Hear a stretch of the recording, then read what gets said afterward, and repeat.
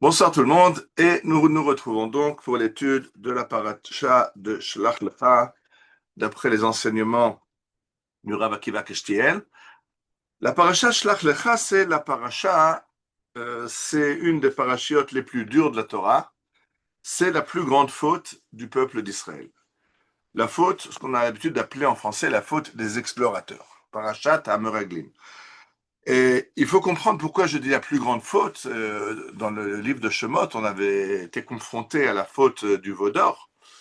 Et pour une mentalité religieuse, faire un veau d'or, c'est beaucoup plus grave que de dire du mal d'Eretz Israël. Mais pour Chazal, pour les Chachamim, la faute des explorateurs est bien plus grande que la faute du veau d'or. Et à quoi le voit-on? À la punition.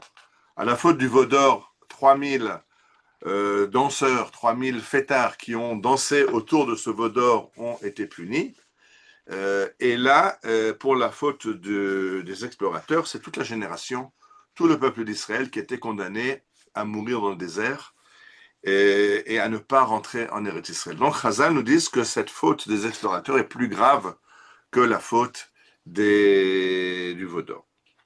Mais de quoi s'agit-il? Pourquoi cette faute des explorateurs? Alors le Rav Kessler nous dit en fait c'est ça, on est en train de se préparer depuis la sortie d'Égypte, on se prépare à une chose, rentrer dans le pays d'Israël. Quand on est sorti d'Égypte, l'apothéose de la sortie d'Égypte, ça a été Shiratayam, c'était le cantique sur la mer Rouge après avoir vu l'armée du Pharaon plonger dans les flots. Et ce cantique de Shiratayam se termine par un verset. Tu les conduis et tu les amènes vers la montagne de ton héritage. Vers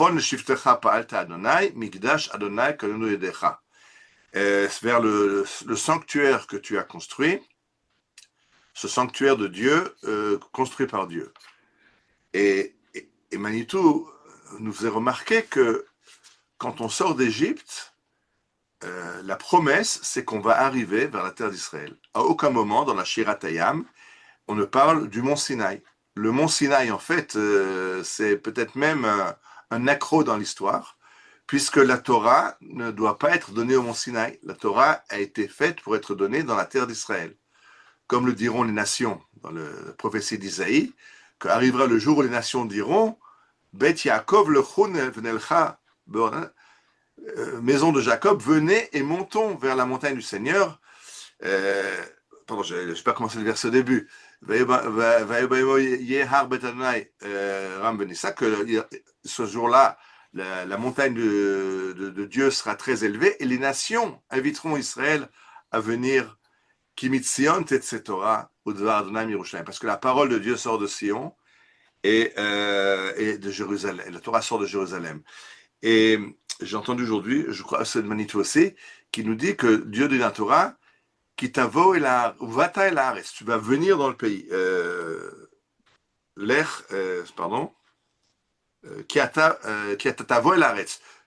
vas venir dans le pays. Un instant, mais le verset devrait dire quand tu iras vers le pays d'Israël, puisque le peuple d'Israël se trouve dans le désert du Sinaï. Il doit aller vers Eretz Israël. Donc en hébreu, c'est le verbe employé, c'est la lechet, aller vers. Or le verset dit kitavo el aretz, quand tu viendras en Eretz Israël. Qui c'est qui peut dire kitavo? Quelqu'un qui est en Israël et dit viens vers moi.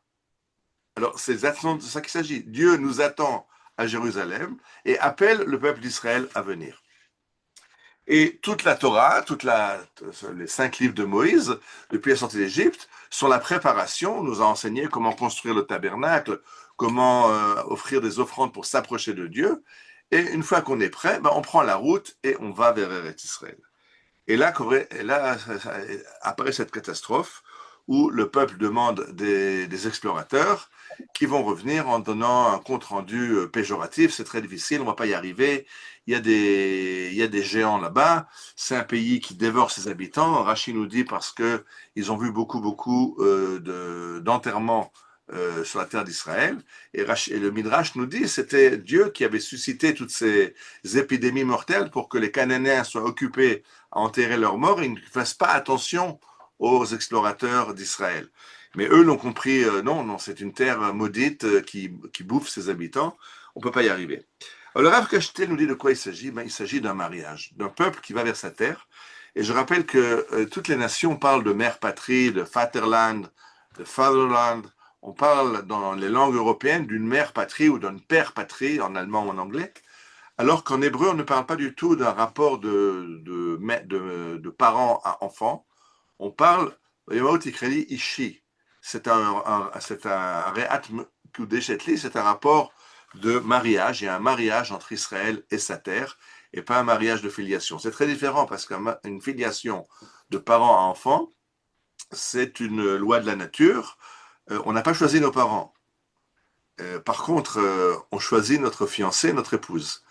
Et c'est ce que dit Srazal, c'est que le rapport entre Israël et sa terre est un rapport d'un homme à sa femme, c'est-à-dire qu'il y a un choix qui s'est fait où l'homme choisit sa femme et la femme choisit son mari.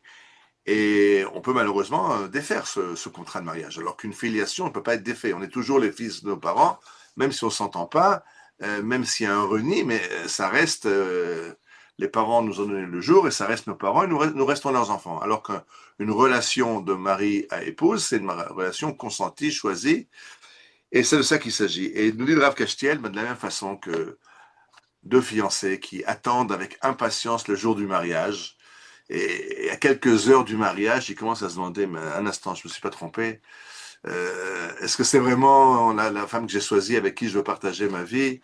Ou la femme qui demande, est-ce que c'est vraiment le mari que je veux? J'ai déjà moi-même été à un mariage où tout à coup la fiancée a disparu, elle a peur d'aller sous la roupa. On a dû attendre 1 heure qu'elle était convaincue de revenir sur la roupa. Alors, nous dit Arkashtet, c'est ça qui s'est passé. On arrive au moment du mariage, on arrive vers Eretz Israël, et là on se demande, est-ce qu'on n'a pas fait une erreur? Et il dit, ce doute, il peut venir de deux côtés. Est-ce que cette épouse me convient? Est-ce qu'elle est digne de moi? Ou le contraire, est-ce que moi, je suis digne d'elle?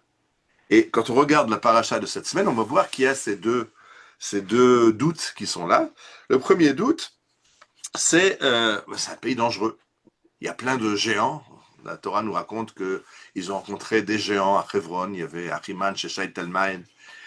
Il y avait des géants. Il y avait des fruits géants. On se rappelle que les explorateurs amènent des fruits en disant, mais regardez ces fruits, c'est monstrueux. C'est pas un pays à l'échelle humaine. C'est un pays qui nous fait peur. Et effectivement, on peut regarder ça même à notre époque, ou à la guerre des 6 jours, quand miraculeusement Dieu nous ramène sur notre terre, puisque je rappelle qu'en 48, on avait eu un État d'Israël très tronqué, sans la Judée-Samarie, qui sont le centre névralgique du peuple d'Israël. Tout le Tanakh, 90% ou 95% du Tanakh, se passe dans les collines de Judée-Samarie. Une petite partie, on rencontre Shimshon à Gaza, on rencontre quelques épisodes qui sont pas dans le centre montagneux du pays, mais la grande partie du Tanakh se passe dans les montagnes de Judée-Samarie, c'était pas chez nous. Jérusalem, la capitale éternelle d'Israël, n'était pas aux mains d'Israël. Et quand en 67, on a l'occasion de revenir à Hebron, de revenir à Shrem, de revenir à Bethel, de revenir à Jérusalem et au mont du Temple, on a un ministre de la Défense, Moshe Dayan, qui dit, mais qu'est-ce que j'ai besoin de tout ce Vatican? Ça, c'est comme ça que lui, il a dit. Ça me fait peur, c'est trop grand pour nous. On va devoir se mesurer avec des lieux saints chrétiens, des lieux saints musulmans, avec notre propre patrimoine juif qu'on a un petit peu oublié dans l'éducation au kibbutz ou au moshav. Et donc, la terre d'Israël nous fait peur, exactement comme elle a fait peur aux Meraglim, aux explorateurs. Je rappelle même qu'actuellement, on est en pleine guerre au Liban et à Gaza, et au lieu de dire, ben, c'est à nous, et on n'a pas voulu forcer la main, mais on a été forcé maintenant par les attaques de nos ennemis à reconquérir le territoire de Gaza, qui fait partie de la terre d'Israël, à reconquérir le sud Liban, qui fait partie de la terre d'Israël, mais on n'ose pas dire, mais c'est à nous et on revient à la maison. Ça nous fait peur. Alors ça, c'est la première peur des Meraglim. C'est peut-être que la Kala, la fiancée est trop belle, ou ou en tout cas nous fait peur. On a peur. Le deuxième volet, c'est nous. Est-ce que nous sommes dignes de la terre d'Israël? Et ça, c'est ce qu'on entend beaucoup d'abord dans les Meraglim, où ils vont dire Vanehi beinenu kachagavim, nous sommes comme des sauterelles par rapport à ces gens qui habitent ici. Rachid nous dit, mais comment savaient-ils qu'ils étaient comme des sauterelles par rapport aux habitants d'Israël? Il se dit, on a entendu les géants dire il y a des sauterelles qui se baladent dans les vignes. C'est-à-dire qu'on se sent très petit par rapport à Eretz Israël. On n'a pas confiance de notre propre grandeur. Et ça aussi, c'est ce qu'on entend souvent dans le monde charédé. Mais qui dit que nous sommes dignes de la Géoula? Nous sommes maintenant une génération où la pratique du Shabbat en Israël elle est un petit peu problématique, où tout le monde ne fait pas attention complètement à la cacheroute. Or, la terre d'Israël demande un niveau spirituel élevé. Il faut être un juif qui fait Shabbat, qui mange kasher, qui n'avait pas l'arme.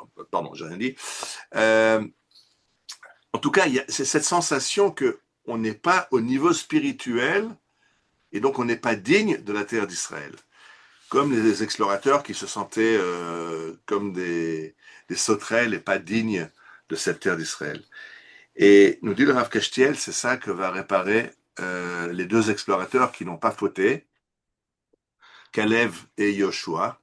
Kalev qui va, au début, on n'entend pas. On entend les 10 explorateurs qui disent du mal d'Israël, qui disent nous sommes indignes de cette terre est trop dure pour nous, on ne peut pas y arriver, on ne va pas y arriver. Au début, Kalev laisse passer. Et après, il va se saisir et dire un instant, stop. Allo na'ale ve'arash noto kinachol nuchalno. On va y arriver, on va y aller, on pourra. Pourquoi? Qu'Adonai imanu sar tzila me'alehem. Dieu est avec nous. Il faut comprendre qu'il y a un projet divin qui amène Israël sur cette terre. Et si maintenant Dieu a décidé que le peuple d'Israël était digne de cette terre et cette terre digne d'Israël, comme ces époux qui doivent se rencontrer sous la choupa, eh bien on va le faire et on va réussir parce que c'est le plan d'Akadosh Baruch Hu pour cette génération du désert qui va retrouver sa terre. Comme ils n'en sont pas capables, mais il va falloir attendre une génération et eux vont mourir dans le désert. Alors, on a juste à espérer que nous, à notre époque, nous soyons dignes de cette terre, nous montrons que nous sommes dignes de cette terre et que nous pouvons assumer ce retour que Dieu nous offre. Je rappelle qu'en 67, ça a commencé, à la guerre des 6 jours. Malheureusement, on n'a pas réussi, on n'a pas voulu construire des villages et s'installer en Judée-Samarie. On n'a pas voulu annexer la Judée-Samarie à l'État d'Israël. Ça a fait petit à petit. D'abord, on a annexé le Golan. Et je rappelle, en 1980, 82, je ne sais plus dans quelle date, mais je rappelle que le Golan, effectivement, dans la Torah, c'est même pas les conquêtes de Josué, c'est encore les conquêtes de Moshe. C'est Moshe qui a vaincu Og Melech HaBashan, Og le roi du Bashan, et que le Golan, en fait, était la première conquête d'Israël, avant même de traverser le Jourdain. Donc, le Golan, on a déjà réussi à l'inclure dans la terre d'Israël, dans l'État d'Israël moderne. Yerushalayim, on a une loi de Jérusalem qui a inclus Jérusalem dans les frontières d'Israël. On a eu un peu plus de réticence avec la Judée-Samarie. On a encore en pourparlers avec nos voisins. On a eu du mal avec Gaza, dont on s'est retiré en 2005, avec le Liban, dont on s'est retiré unilatéralement en 2000, et une deuxième fois en 2006 après la deuxième guerre du Liban. Alors il faut espérer que maintenant on arrive, depuis 1967 à 2026, il y a 40 ans qui se sont écoulés, c'est exactement une génération, 40 ans c'est une génération. Il y a une autre génération qui est la génération qui va rentrer en Israël, prendre possession de sa terre pour construire ce Beth Amikdash où Dieu pourra enfin se révéler à Israël et au monde entier. והיה אדוני למלך על כל הארץ, ביום ההוא יהיה אדוני אחד, שמו אחד. Shabbat Shalom et Bezrat Hashem, à la semaine prochaine.